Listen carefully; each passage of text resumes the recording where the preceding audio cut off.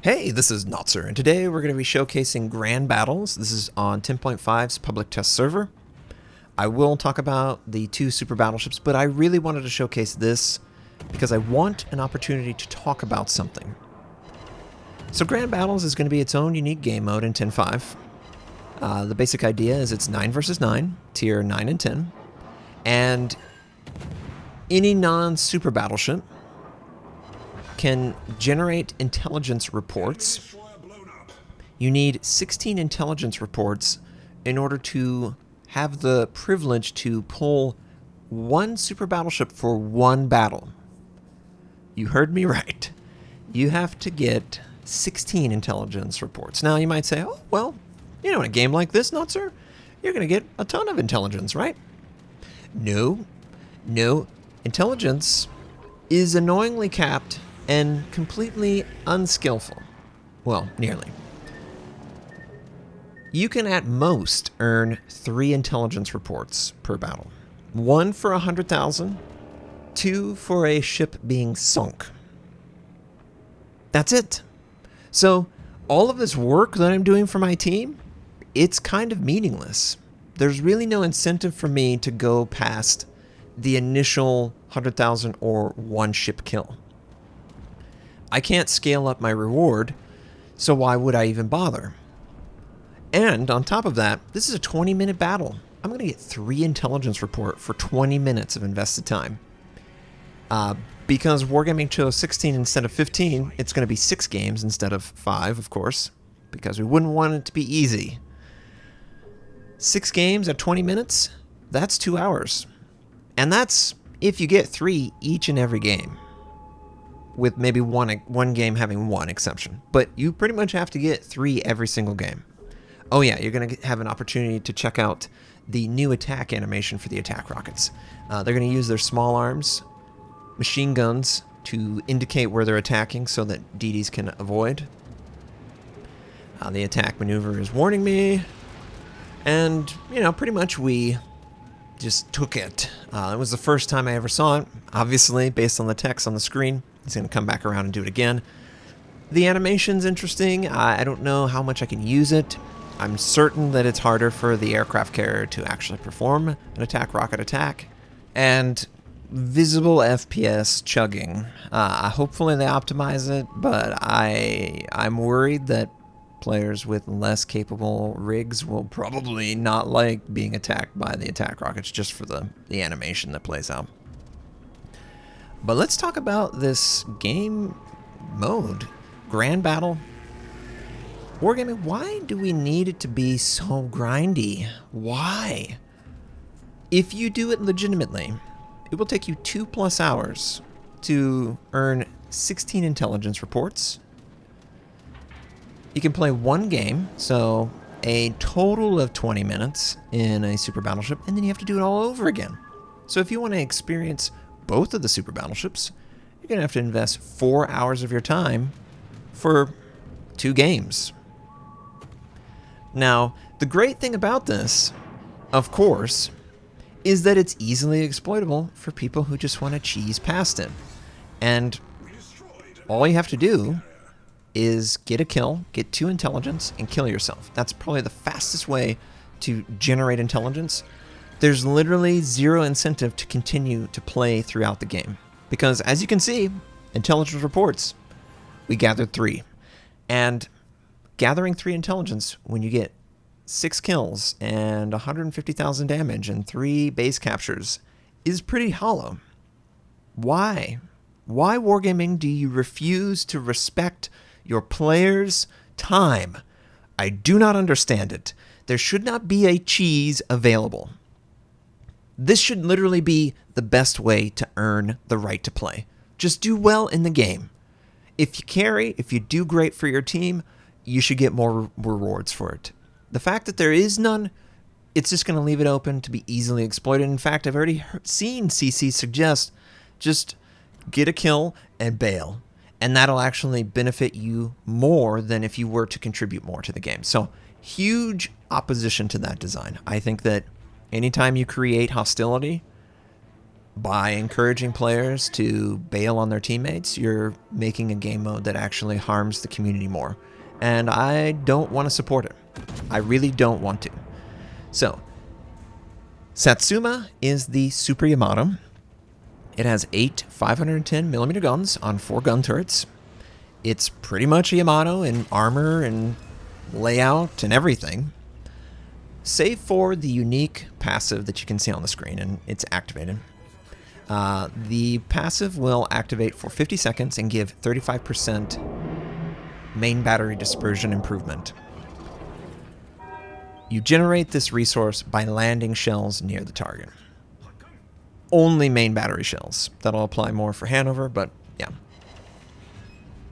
Obviously, 510 big guns, yeah, they go boom. And the passive's pretty cool. It's very accurate. I very much like that.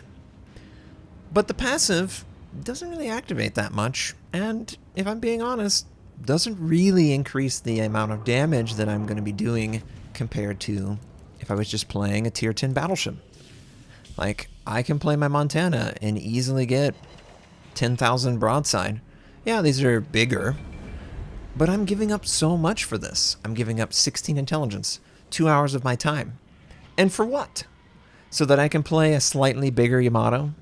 A slightly bigger GK? Really?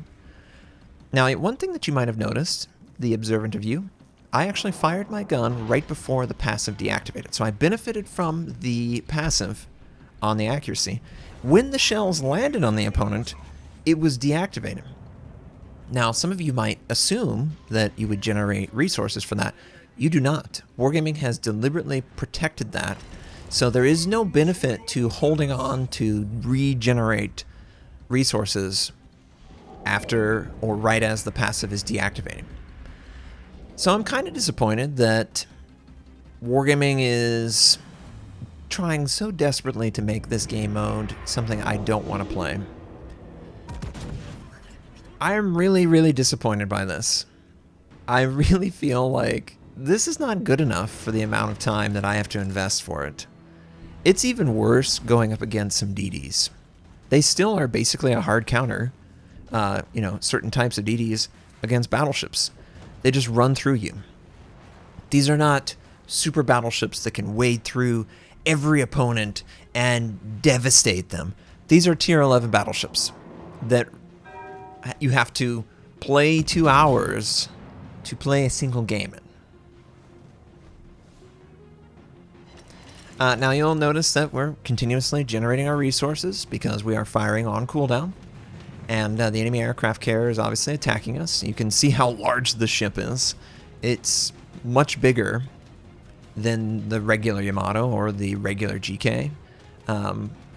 So obviously it's easier to hit with high explosive spam. It's easier to hit with torpedo spam.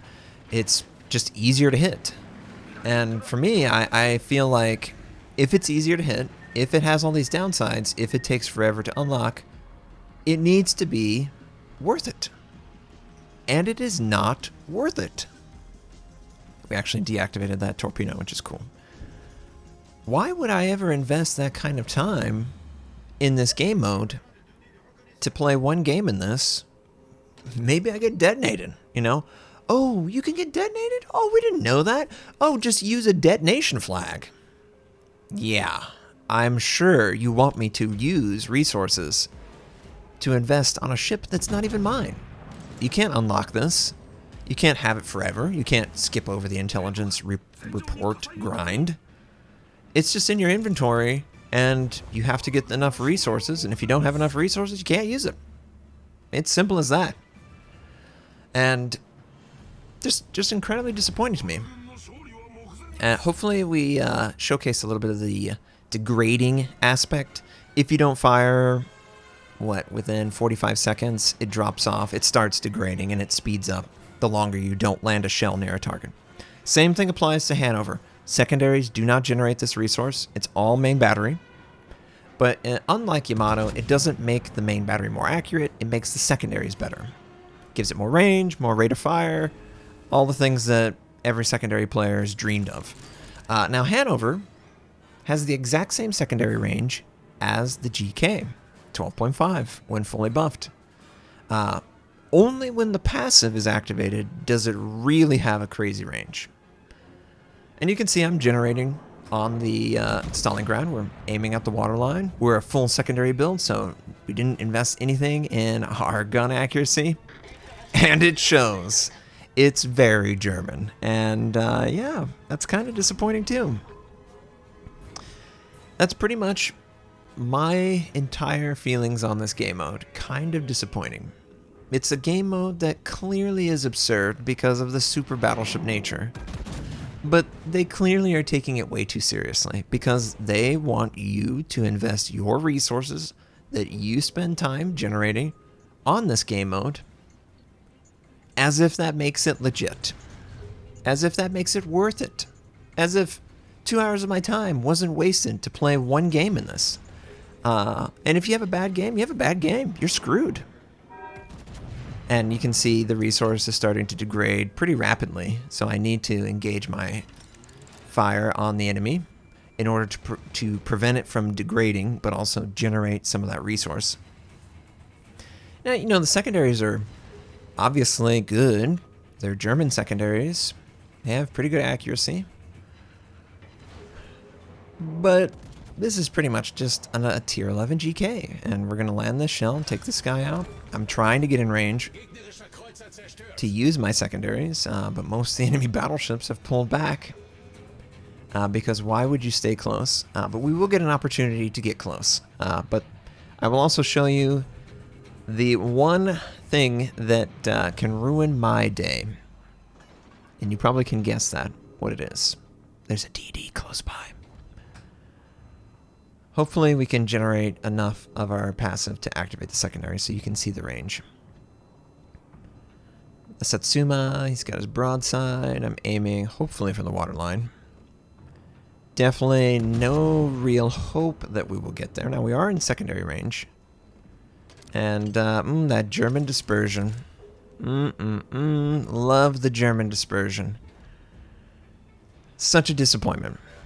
Like, I really was hoping that this was going to be more about like a celebration of playing battleships and having battleships go toe-to-toe against each other.